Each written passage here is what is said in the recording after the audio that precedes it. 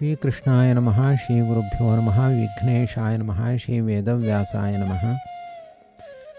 ಸಮಸ್ತ ಜಗತ್ತಿನ ಸೃಷ್ಟಿ ಸ್ಥಿತಿ ಸಂಹಾರ ನಿಯಮನ ಜ್ಞಾನ ಅಜ್ಞಾನ ಬಂಧ ಮೋಕ್ಷ ಈ 8ಕ್ಕೂ ಕೂಡ ಕಾರಣನಾಗಿರುವಂಥವನು ಸಾಕ್ಷಾತ್ ಶ್ರೀಮನ್ನಾರಾಯಣ ದೇವರೇ ಆಗಿದ್ದಾರೆ. ಸಕಲ ಶಾಸ್ತ್ರಗಳು ಇದನ್ನೇ ಪ್ರತಿಪಾದನೆ ಮಾಡುತ್ತೆ. ಜನ್ಮಾದ್ಯಸ್ಯ ಯತಃ, ಈ ಜಗತ್ತಿನ ಸೃಷ್ಟ್ಯಾದಿಗಳು ಯಾರಿಂದ ನಡೀತಾ ಇದೆಯೋ ಅವನೇ ಸರ್ವತಂತ್ರ ಸ್ವತಂತ್ರನಾದ ಶ್ರೀಮನ್ನಾರಾಯಣ. ಸಕಲ ಶಾಸ್ತ್ರಗಳ ಸಮನ್ವಯವು ಕೂಡ ಈ ಪರಮಾತ್ಮನಲ್ಲೇ ನಡೆಯುತ್ತೆ. ಅನ್ವಯಾತ್ ಇತರತಃ, ಎಲ್ಲ ಯುಕ್ತಿಗಳಿಂದಲೂ ಕೂಡ ಪರಮಾತ್ಮನೇ ಸೃಷ್ಟ್ಯಾದ್ಯಷ್ಟಕರ್ತೃ ಎಂಬುದು ಸಿದ್ಧವಾಗುತ್ತೆ. ಅರ್ಥೇಶು ಅಭಿಜ್ಞ, ಇವನು ಸರ್ವಜ್ಞ, ಎಲ್ಲವನ್ನು ಕೂಡ ಪರಿಪೂರ್ಣವಾಗಿ ತಿಳಿದುಕೊಂಡಿದ್ದಾನೆ. ಸ್ವರಾಟ್, ಸರ್ವತಂತ್ರ ಸ್ವತಂತ್ರನಾಗಿದ್ದಾನೆ. ಇಂತಹ ಕರುಣಾಶೀಲನಾದ ಶ್ರೀಮನ್ನಾರಾಯಣ ಸೃಷ್ಟಿಯ ಆದಿಯಲ್ಲಿ ಪದ್ಮನಾಭ ಎಂಬ ರೂಪವನ್ನು ಸ್ವೀಕಾರ ಮಾಡಿ ಚತುರ್ಮುಖ ಬ್ರಹ್ಮದೇವರ ಉತ್ಪತ್ತಿಗೆ ಕಾರಣನಾಗ್ತಾನೆ. ತೇನೇ ಬ್ರಹ್ಮ ಹೃದಯ ಆದಿಕವಯೇ, ಚತುರ್ಮುಖ ಬ್ರಹ್ಮದೇವರು ಈ ಪದ್ಮನಾಭ ರೂಪಿಯಾದ ಪರಮಾತ್ಮನಿಂದ ಅವತಾರವನ್ನು ಹೊಂದುತ್ತಾರೆ. ಅನಂತರ ಅದೇ ಚತುರ್ಮುಖ ಬ್ರಹ್ಮದೇವರಿಗೆ ಎಲ್ಲ ವೇದಗಳನ್ನು ಉಪದೇಶ ಮಾಡ್ತಾನೆ.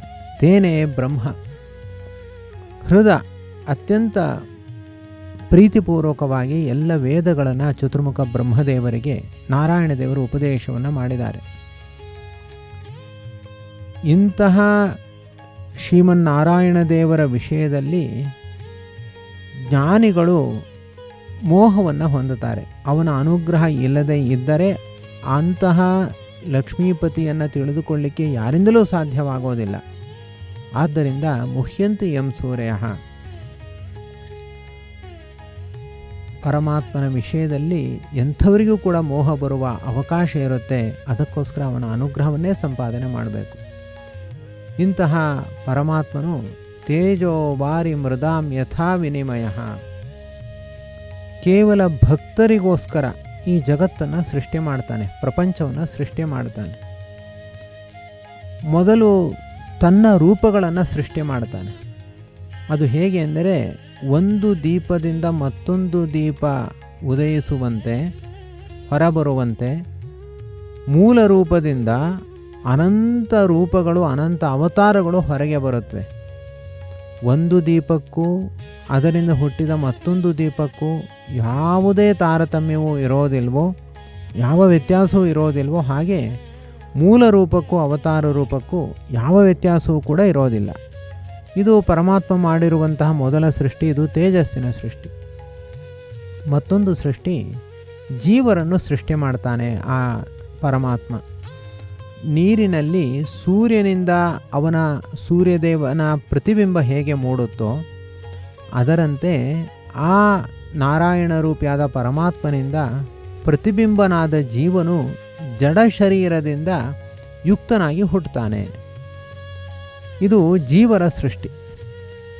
ಇಲ್ಲಿ ಸೂರ್ಯನಲ್ಲಿರುವಂತಹ ಶಕ್ತಿ ನೀರಿನಲ್ಲಿ ಕಾಣುವ ಸೂರ್ಯ ಪ್ರತಿಬಿಂಬದಲ್ಲಿ ಇರೋದಿಲ್ಲ, ಆದರೆ ಅದರಂತೆ ಇರುತ್ತೆ. ಪ್ರತಿಬಿಂಬದ ಸೂರ್ಯನಲ್ಲಿ ಸುಡುವ ಶಕ್ತಿ ಇಲ್ಲ, ಯಾವುದೇ ಶಕ್ತಿಗಳು ಕೂಡ ಇರೋದಿಲ್ಲ. ಅದರಂತೆ ಜೀವರಲ್ಲಿ ಪರಮಾತ್ಮನಲ್ಲಿರುವಂತಹ ಶಕ್ತಿಗಳನ್ನು ನಾವು ನೋಡಲಿಕ್ಕೆ ಸಾಧ್ಯವೇ ಇಲ್ಲ. ಇದು ನೀರಿನ ಸೃಷ್ಟಿ, ಜೀವರ ಸೃಷ್ಟಿ. ಮತ್ತೊಂದು ಸೃಷ್ಟಿ ಮೃತ್ ಸೃಷ್ಟಿ. ಹೇಗೆ ಕುಂಬಾರ ಇಲ್ಲದ ಘಟವನ್ನು ಮಣ್ಣಿನಿಂದ ಸೃಷ್ಟಿ ಮಾಡ್ತಾನೋ ಅದರಂತೆ ಪರಮಾತ್ಮನು ಕೂಡ ಪ್ರಕೃತಿಯಿಂದ ಅಲ್ಲಿ ಮಣ್ಣನ್ನು ಉಪಾದಾನ ಕಾರಣ ಮಾಡಿಕೊಂಡು ಮಡಿಕೆಯನ್ನು ಕುಂಬಾರ ಸೃಷ್ಟಿ ಮಾಡುವಂತೆ ಪ್ರಕೃತಿಯನ್ನು ಉಪಾದಾನ ಕಾರಣವನ್ನಾಗಿ ಮಾಡಿಕೊಂಡು ಆ ಶ್ರೀಮನ್ನಾರಾಯಣ ದೇವರು ಈ ಜಡವಾದ ಪ್ರಪಂಚವನ್ನು ಸೃಷ್ಟಿ ಮಾಡ್ತಾರೆ. ಹೀಗೆ ಮೊದಲು ಆತ್ಮ ಸೃಷ್ಟಿ, ಎರಡನೆಯದು ಜೀವ ಸೃಷ್ಟಿ, ಮೂರನೆಯದು ಜಡ ಸೃಷ್ಟಿ. ತೇಜೋ ವಾರಿ ಮೃದಾಂ ಯಥಾ ವಿನಿಮಯ ಯತ್ರ ತ್ರಿಸರ್ಗೋ ಮೃಷಾ.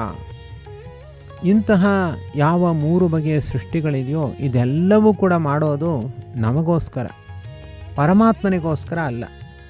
ಅವನ ವಿಷಯದಲ್ಲಿ ಇದೆಲ್ಲವೂ ಕೂಡ ವ್ಯರ್ಥ.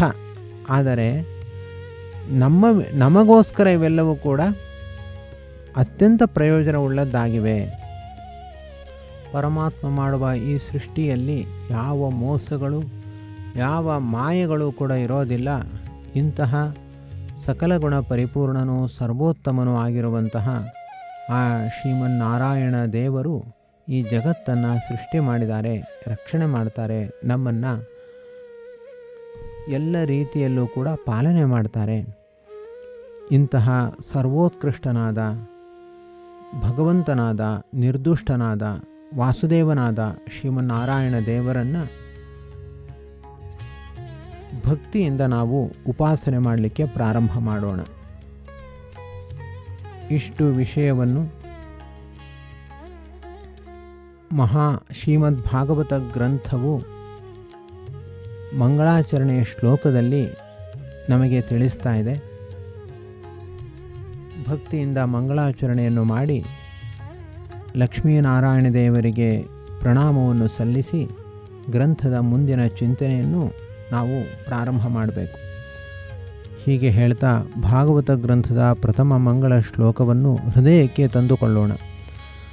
ಜನ್ಮಾದ್ಯಸ್ಯ ಯತೋನ್ಮಯಾದಿತರತಶ್ಚಾರ್ಥೇಷ್ವಭಿಜ್ಞಸ್ವರಾಟ್ ತೇನೇ ಬ್ರಹ್ಮಹೃದಯಾದಿಕವಯೇ ಮುಹ್ಯಂತಿ ಯಂ ಸೂರಯಃ ತೇಜೋ ವಾರಿಮೃದಾಂ ಯಥಾ ವಿನಿಮಯೋ ಯತ್ರ ತ್ರಿಸರ್ಗೋ ಮೃಷಾ ಧಾಮ್ನಾ ಸ್ವೇನ ಸದಾ ನಿರಸ್ತಕುಹಕಂ ಸತ್ಯಂ ಪರಂ ಧೀಮಹಿ.